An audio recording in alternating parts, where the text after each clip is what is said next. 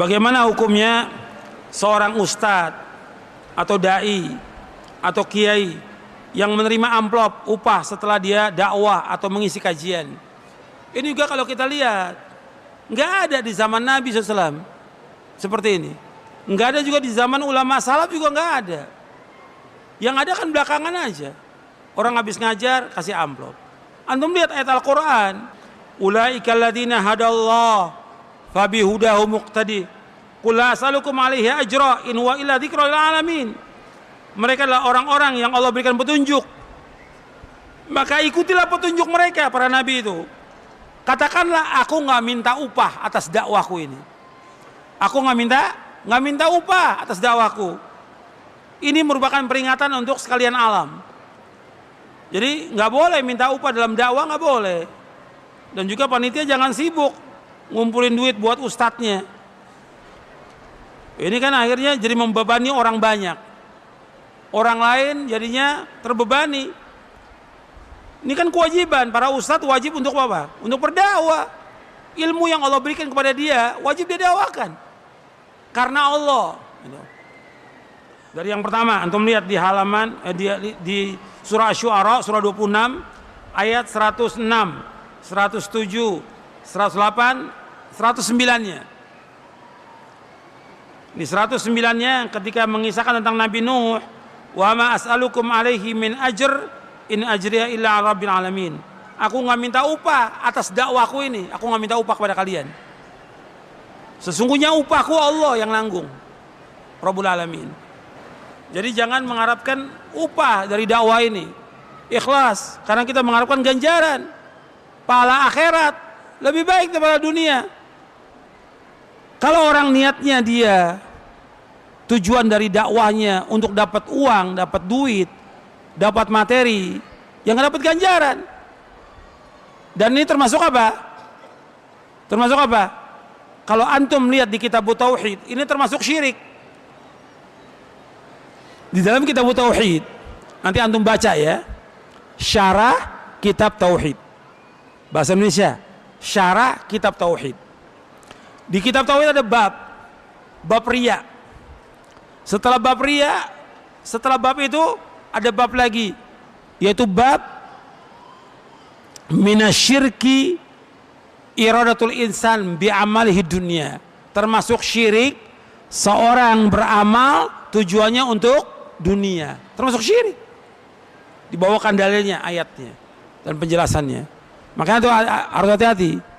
Kalau seandainya dia mengajar, dia karena Allah, dia ikhlas, kemudian suatu waktu ada orang mengasih, dia orang kaya, dia mampu, ingin memberikan hadiah, enggak apa-apa, boleh. Tapi bukan itu yang dia cari. Kalau sekarang banyak ustadz-ustadz ingin mengumpulkan apa? Harta dengan dia berdakwah ini.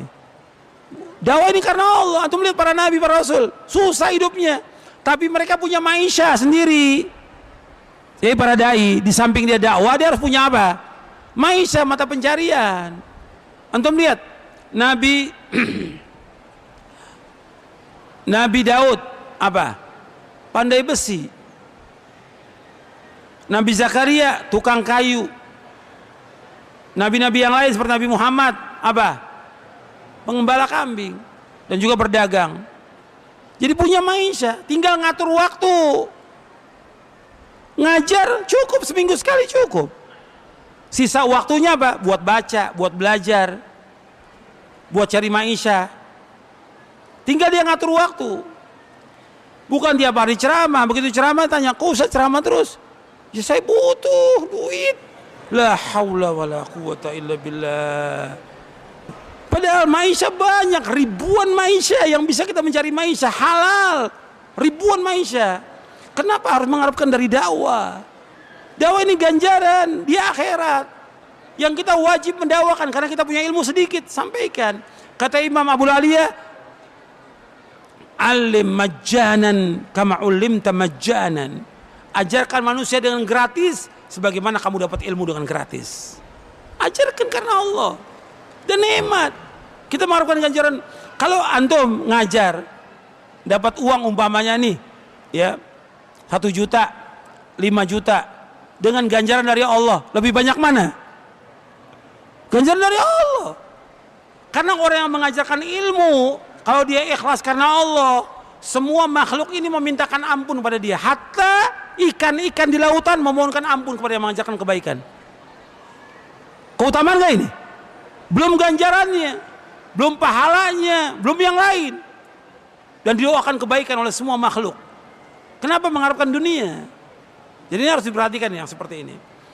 Kecuali kalau memang ada dia ngajar di pondok yang dia nggak punya maisha kecuali itu, yang memang yayasan atau juga ada orang kaya atau pemerintah memberikan gaji untuk dia, nggak apa-apa, boleh, secara hukum syari boleh.